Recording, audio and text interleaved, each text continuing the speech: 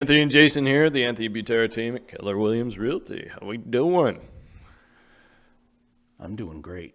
You look like you're doing great. Yeah, look great. Doing good. So we brainstormed about 2 minutes ago on what the topic should be, and we haven't touched on getting into real estate in a while, and I think it's a good time to touch on it because the industry just keeps changing so much. It's in the news a lot too, right? Mm-hmm. I think it's we'll do an episode around 4 agents and anybody thinking of getting into the business, Yep. right? And make sure you're doing things the right way, ultimately, right? Sure. So, yeah, I mean, this kind of everything we talk about weekly on this podcast is a lot of kind of news driven, like I said, right? And there's just I always tell people real estate's like a sexy topic, right? Like people are interested in real estate. Yeah. It's just down to as broad as the basic human need of shelter, having to have a roof over your head, Yeah. down to just HGTV shows and stuff like that, and people being interested in it, or having the whatever app on your phone to look up homes and Yeah. Pinterest and kitchens and bathroom remodels, stuff like that, right? It's everything. Yeah. To me, it's the only industry, in my opinion, that everybody or mostly everybody at one point in their life always thinks about. Like, I think I'd do really good in real estate. And I feel like a lot of people, they have that itch and they get into it. And a lot of it was the best decision of their life. A lot of it, they're getting in for the wrong reasons, or what they think real estate day to day looks like compared to what the reality is much different in many cases. And what your expectations are from the industry, that's really important too. I find that people getting into it, if your reason is you hate your job, okay, I get it. Do you hate it because you're terrible at it and you're lazy? Because if you're terrible at it and you're lazy, you're probably going to struggle in real estate. Sure. Right? Bad habits carry over into any industry. But I'll also say that 10 years ago, I was an hourly employee. And the moment that it set in, I'm in this industry, I'm an independent contractor, 100% of it is on me. Mm-hmm. To me, you never know what 100% of yourself looks like until it has your name on it, until it's your business, right? You're gonna work harder for something that's yours than you will for something that's somebody else's. It's reality because it's all on you. Sure. Yeah. And I mean, I think getting into the business and that notion of a flexible schedule, right? Or freedom to have a flexible schedule. You're going to quickly find out that, depending on what your goals are for the business, right? That theory quickly gets debunked because you just end up having to be flexible, sure, to whoever you're working with and their schedule and making sure that you can accommodate it. Sure. But I will say that it is flexible.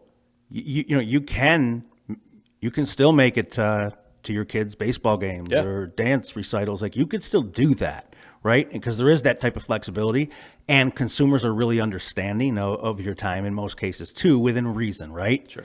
If they wanted to see something tomorrow at 6:00 and you've got Timmy's T-ball game, I'm sure that they'd be okay with 5:00 or 8:00. Mm-hmm. So there's flexibility to that, with respects to that, and also as much as it's flexible, your time is really no longer your time. And those that really excel, especially getting in early on, you will pick up business based on your availability.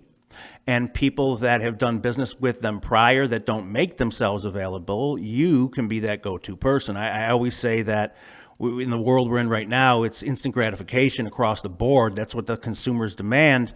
Availability is taking the front seat to loyalty. People will work with somebody that's available that may not be as seasoned in the business because the seasoned agent's not as available as the new person in the business. And I think that's also changed in the last 10, 20 years with technology, just driving all the progress and everything these days, but real estate too, right? I mean, the availability factor, the response time that you have to be successful in this business is huge. Just because if you're not, and this is where it's like, the industry, any industry has evolved really to where like the old rule of thumb of, you follow up with somebody within 24 hours, right? Yeah. If that's your mindset, you're screwed because I mean it's somebody just commonly sends a text, right? Hey, I want to see this house or I have a question, right? If you're not responsive to the tune of, I hate to say minutes, but hours at least, they're sitting there waiting for a response. The more hours that go by, the more likely they're going to be to hop on these supercomputers that we hold in the palm of our hand and find the answer themselves, or find somebody that is willing to help, at a more efficient speed. Yeah. So I mean, it's I hate to make it seem like it's they say jump and you say how high as an agent, but I mean you have to be attentive and you have to at minimum just respond pretty quickly to let them know that you're on it. Especially the first time, like the initial point of contact, right? Like if they make an online inquiry or they find your phone number and they leave you an email or a text or a voicemail, you have literally like you have 30 minutes to call them back or they're going to keep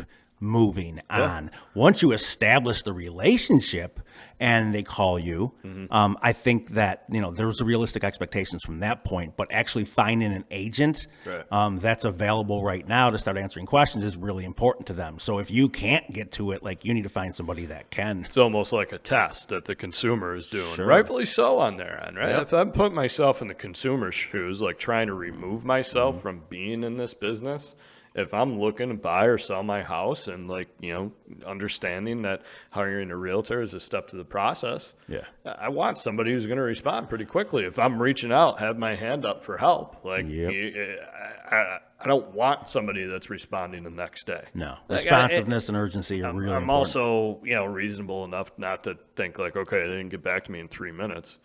Screw them, right? But I mean, as the hours go by, you're kind of an agent. You're kind of a ticking time bomb if you don't get back to them. Yeah.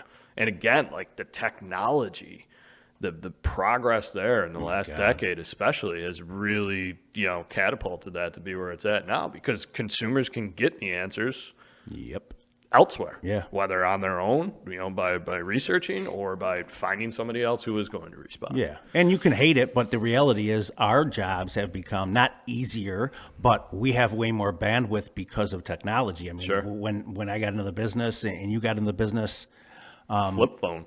Well, yeah. And like, not only that, electronic contracts, like that just became legal, 6 years ago, 7 years ago? Something like that, Yeah, so before that, oh my God, we were chasing around signatures all day for every deal you had going on. And when you're spending time doing that, you're not working on your business, you're working in it, and your ability to grow while you're doing those activities just didn't make sense. I remember it would drive me crazy because great, we're going to write an offer. Where can I meet you guys for your signatures? Hey guys, they countered. Where can I meet you for your signatures? Hey guys, it got accepted. We're doing the inspection. We're going to ask for this. Where can I meet you for your signatures? Right? That was the big thing. I remember going to meet, I'd meet the husband at his lunch break at work, and then the wife, same thing. It was the easy thing used to be like they'd have a printer at home or access to it at work, right? And like scan it back, it'd be wrong. Okay, print it out again. You got to miss this initial, but now it's so much easier to get things out electronically. Yeah, and you could do it too. Like, don't be fearful of losing the personal approach because you're not meeting for wet signatures. Like you're walking them through every step of the process. Believe me, the consumer enjoys this rather than having to be inconvenienced and meet in the person majority themselves. of them, 100%. Yeah, exactly. Yeah, you'll hear agents still bitching that, like, well, I still go and I still present all of my offers like, hey, congrats. And I'm telling you that the majority of my sphere of influence, like they don't want to sit with me. Like they got stuff going on. Right. Right. If it's easier and they could sign it on their phone, that's the preferred talk route. through it for half an hour, whatever it is. And the reality too is like, think about that example in this market where we didn't have the electronic, aspects in play or the technological aspects in play, and you're printing out 35 offers to bring. I mean, the stack of paper would literally be, you'd need a banker's box for it, right? Yep. And you only need one of them. And But like we have to be in front of our computers to look at these 35 offers and be organized. How about how distorted those contracts were by the time you made them to the attorneys? I know. You could barely read it. Yeah, because Norma and Fred, they signed it and they put each page on their flatbed scanner and they sent me 40 PDFs in this email. Right. And by the time it gets scanned again, the signatures get more distorted. And by the time it makes the attorneys, you know how many times I'd lose my mind because the attorneys are like, hey, like we can't make out most of this contract. You guys got to go and start a fresh contract. I would lose my mind. Yeah, exactly. You touched on something. I think it's an important topic relevant to this is in the business versus on the business, right? And I think, even taking a step back from that, I think what gets mistaken, and maybe it's just me, but I didn't really think about it this way in terms of like, I'm a realtor in the business. I'm a business owner. Yeah. It's like, period. Like you're owning your own business. You have to develop everything. Yeah. Now you align yourself with the appropriate brokerage or team or whatever. Yeah. And you have, resources to help with that. Yeah. At the end of the day, it's on you. Yeah. I mean, 99.9% of, I hate to say jobs, but like, professions in the real estate industry as a licensed, salesperson or broker are not, W-2, you're getting a salary. Yeah. You're on your own. It's commission based, but I think like everybody understands the commission based part of it. I think there's a disconnect between what it takes to get commissions and the understanding that you own your own business now. This is the big leagues if you want to make it anyway. Yeah, and like we talked about flexibility, right? Right. And like I'm also saying that if you own a convenience store and there was another convenience store across the street and you were open from 10 a.m. to 5 p.m. and the one across the street's open 24 hours, you're going to struggle because there's competition that's willing to be open 24 hours. So you need to make sure that, yes, you can have flexibility, but your value proposition has to be really good to your consumers if your time is limited, right? So it's, but again, it's like any other business. It's like any other job. You get out what you put into it. Yeah. And I still think that it's the absolute, like the threshold to get into real estate, right? A $99 online course and you got to be 18, 19 years old. It's probably the industry that's the easiest to get into, and it may be the toughest to survive, especially right now.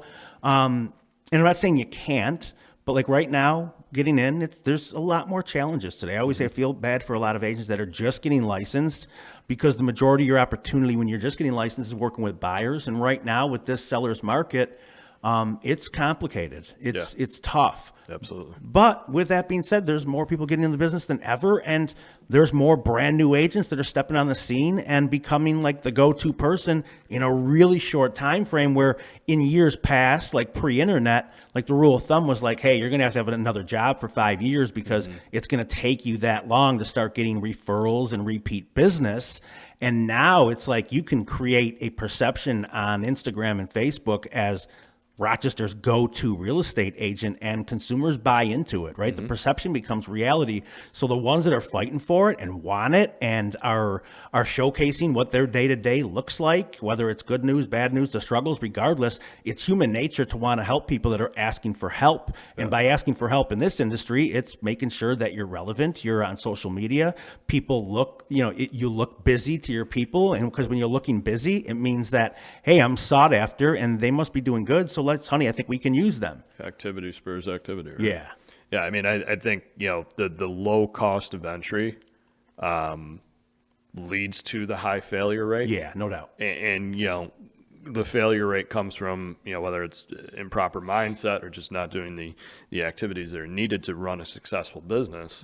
But also on the flip side of the coin, I mean, if you look at industries across the board, the rate of return perspective, so to speak, because you're literally 80 hours, and I usually tell people a couple $1,000s to get in. Yeah. The majority of that is your first year's worth of dues for the local board of realtors. Yeah. That couple thousand includes like day one, having a couple signs, having business cards made, stuff like that. Yeah. The sky is the limit in this industry, Yeah. right? I mean, you can build something as big as you could possibly build it or as you want it to be, or you could, have this be kind of the means to the end for supplementing your existing income, whatever, to the tune of $20,000 a year, if that's the goal. Like whatever your goals are, this is a conduit to get there if you really are focused and go at it the right way.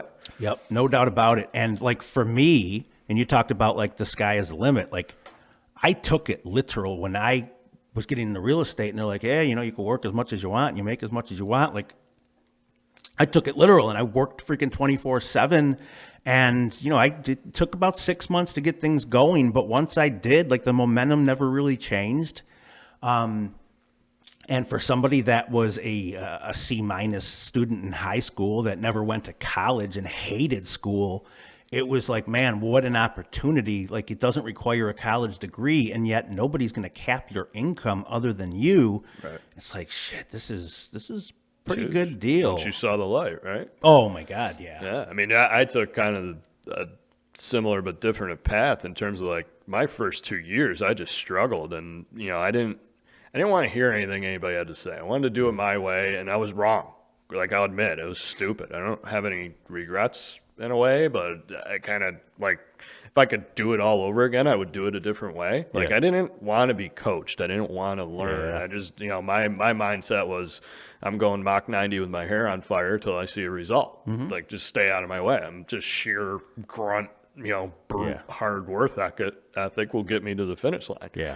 It ended up working out, but if I would have rather had a game plan to follow and like other people to lean on to really know, how to go about this business. And I think that's a key takeaway here is you can just copy and paste what other successful people ahead of you have done, adapt to your own way of doing it, and then plow through rather than just winging it. Like, don't take the winging it approach in this business, I guess is what I'm trying to say. No, you can't. And like you just said, and there's so many, especially, here at KW, everybody's just like an open book. They're transparent. And I tell agents all the time that are new to their business, like anything that I have, anything that I've done, like it's yours. I'll hand you my listing presentation. I got no problems with that. And it's kind of crazy to look back because the same thing, like when I got started, like I didn't have that type of support. I remember the first time I had to write an offer, like I had to ask an agent for a copy of an FHA contract that they recently wrote. So I could literally like copy and paste. But the point is, seek out the top agents and ask them what they did and ask them what's working. Don't try to reinvent the wheel, especially when you don't know what you're doing. Ask those questions. There's so much value in those responses. Well, and here's why we're not afraid as agents, as business owners ourselves of giving away our secrets. Yeah. Right? I hate to say it this way, but you can pour into somebody and the probability is that they're probably not going to take it and run with it. If they do take it and run with it and have a massively successful career, they build something bigger than yours. Yeah. There's still enough business to go around. No doubt. I mean, look, arrogantly speaking, we've sold the most homes in the area consistently for multiple years running now. We're 1% of the total market in little old Rochester, New York. Yeah. Right? There's enough of the pie to go around. Like and frankly, I'd rather have all the agents learn the right way, Yeah. it'll just make it that much easier for us operating with those that know what they're doing. Yeah, and it's cool to be instrumental in somebody's success by Sure. sharing your successes, right? And like I tell people all the time, because my original thought when I got in the business, I was at a location that it was a different brokerage, and everybody was really guarded with their business and what they had going on, and they didn't want to share anything. And I got used to that, and I felt like, you know what? It makes sense. They're all independent contractors. They don't owe me anything. It's every person for themselves. Right. And yet, when I think about it now, I always tell people that ask me like, "Hey, why you give your stuff away?" I say, "Listen, there's a reason why Tony Robbins still sells out arenas. It's because 99% of the people, they get hyped up during that event. Within 24 hours, they're already deflated. Yeah, you fizzle do out. it for the 1% that are seeking it. Yep. And it's not going to take business away from you. It's not. They're going to take market share away from other people that aren't doing the activities that you're doing to make you successful. And guess what? If they want to, they deserve it." Yeah, absolutely. Who wants it more, right? Yep. Yeah. Yeah, I mean, I think, in terms of mindset to have, to wrap it up on this, my way of thinking about how to be successful in this business is your job as an agent is just to build relationships with as many people as you can that that know you, and that involves like meeting new people, right? To where when they need help with something real estate related, whether it's ultimately in our profession, buying or selling a home, but even if their sink is broken, Yeah. if they're turning to you for anything real estate related, asking for help, you're doing your job. Oh, yeah. If they don't think of you when they need help as their agent, then you really don't stand a chance. Yeah, you got to be impactful in your relationships. And if you struggle in relationships and you want to get into real estate, I would probably second guess that decision because if it's not going to be authentic and you have to fake relationships, even if you're successful, I promise you're going to hate what you do. And it'll catch up to you too. Yeah. If you're having to like try too hard to be genuine and actually help people, It's felt. It'll be felt by the consumers, and you'll just fizzle out. There's just too much in this industry that's going to cause burnout. Yeah. If you really don't enjoy helping people at the end of the day. Yep. So that's it for this week, guys. Hopefully this helped. Contact us anytime. AnthonyButeraTeam.com. Thanks, guys. See ya.